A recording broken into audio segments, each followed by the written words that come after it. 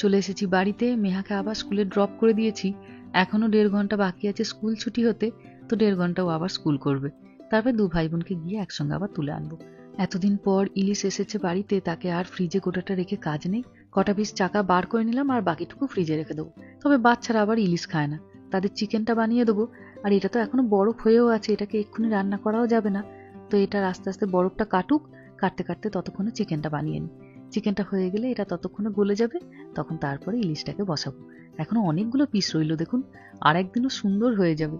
মাথাটাকেও বেশ সুন্দর 4 টুকরো করে দিয়েছে। অনেক সময় ইন্ডিয়া বাজারে ফ্রোজেন কচুর লতি পাওয়া যায় জানেন। এবার গিয়ে দেখতে হবে পাই নাকি, যদি একটু পাই একদিন ইলিশ মাছের মাথা দিয়ে হবে কচুর লতি। গলে গেছে বরফটা, এই যে মাছটা। রক্ত একটু বেরিয়েছে, তবে সে আর লাল নয়, খয়েরি হয়ে গেছে। আজকে আর ভাবছি সর্ষে বাটা বা অন্য কিছু দিয়ে করব না। বাড়িতে বেগুন আছে একটা, কালো জিরে কাঁচা লঙ্কা দিয়ে বেগুন দিয়ে বেশ পাতলা করে ঝোল করব। এখন তো একটু একটু গরমও আছে, তো ইলিশ মাছের পাতলা ঝোলটা ভালোও লাগবে বেশ।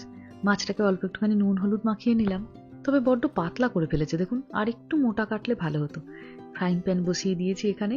1 পিস করে ভাজা মাছও রাখবো। বহুদিন হয়ে গেল ইলিশ মাছ ভাজাও খাওয়া হয়নি। মাছটা দেখে তো বেশ ভালোই হচ্ছে। মাছ খারাপ থাকলে তো নুন হলুদ মাখাতে মাখাতেই বোঝা যায় তখন। মাছগুলো ভাজা হতে থাক। এদিকে একটুখানি চট করে জিরে আর কাঁচা লঙ্কা একটুখানি বেটে নিই। এটাই ওর মশলা। একটুখানি জিরে দিলে ভারী ভালো লাগে।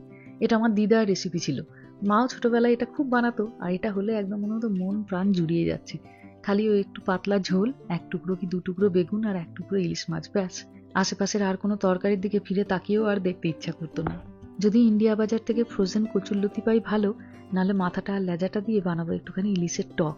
ইলিশ মাছের টক খেতেও ভারী ভালো লাগে। আমাদের মেদিনীপুরে মাছের টক খায় লোকজন খুব, আর ইলিশ মাছের টকটা হয় সব থেকে সেরা। ব্যাস, ভাজা হয়ে গেছে মাছগুলো। তবে এতটা তেল নেবো না, অর্ধেকটা তেল সরিয়ে রেখে বাকি অর্ধেকটা দিয়ে রান্না করব।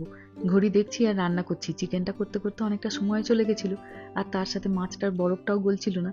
এবার একটুখানি তাড়াহুড়োর মধ্যে পড়ে গেছি, বাচ্চাগুলোকে আনতে যেতে হবে। মেহার বাবা এসে আবার অফিসের কাজে বসেছে। অল্প একটুখানি কালো জিরে আর কাঁচা লঙ্কা ফোড়ন দিলাম, দিয়ে বেগুনগুলোকে দিলাম এবার ভাজতে। বেগুনগুলোকে 2-4 মিনিট উল্টে পাল্টে ভেজে দিলাম একটু টমেটো।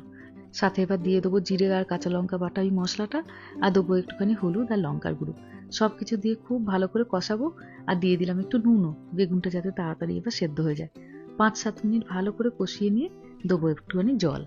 ভালো করে ফুটে উঠলে বেগুনগুলো সেদ্ধ হলে মাছটা দিয়ে নামিয়ে দেবো। ব্যাস হয়ে গেল। খুব তাড়াতাড়িও হয় আর একদম মনের মতো খাবার। মাঝে মাঝে এমন ঝাড়াঝাড়টা খাবার খেতে ভারী ভালো লাগে, কিন্তু ওই দূরত্ব, অত দূরে যাও, তাই যখন ডাক্তার দেখাতে যাই মাঝে মাঝে তখন নিয়ে আসি। ইলিশ মাছের এত স্বাদ, কিন্তু রামা মেহাকে কিছুতেই এই মাছ খাওয়াতে শেখাতে পারলাম না জানেন। যখনই বাড়িতে রান্না হতো, ভালো করে কাঁটা ছাড়িয়ে ওদের মুখে দিলেও যদি একটা ছোট্ট কাঁটাও পড়তো, ওরা সেই ভয়ে অস্থির হয়ে যেত। ওদের সব থেকে পছন্দের মাছ হলো স্যামন। স্যামনে কাঁটা থাকে না, ওরা তাই ওগুলো খুব খুশি হয়ে খায়। ব্যাস, গল্প করতে করতে হয়েও গেল রান্না। খুব বেশিক্ষণ ফোটাবো না, মিনিট 5 ফোটালাম। এবার ঢেলে নিই।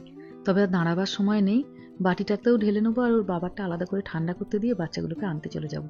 তাদের ছুটি হয়ে যাওয়ার সময় হয়েছে, ওদিকে আমার অ্যালার্মও বাজছে।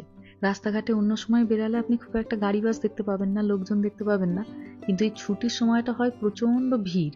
তাই ছুটি হবার 2-4 মিনিট আগেই একটু বেরাই, যাতে ওই ভিড়টাকে কাটিয়ে যেতে পারি। যাই হোক, চলুন এবার বাচ্চাদেরকে নিয়ে আসি। ভিডিওটাও তাহলে আজকে এখানেই শেষ করছি। সবাই ভালো থাকবেন, সুস্থ থাকবেন, সাবধানে থাকবেন। আর ব্লগটা কেমন লাগলো সেটা আমাকে অবশ্যই কমেন্টে জানাবেন। ভালো লাগলে একটা লাইক করে দেবেন। সবাই ভালো থাকবেন, সুস্থ থাকবেন, সাবধানে থাকবেন। দেখা হবে খুব শিগগিরই পরের একটা ভ্লগে।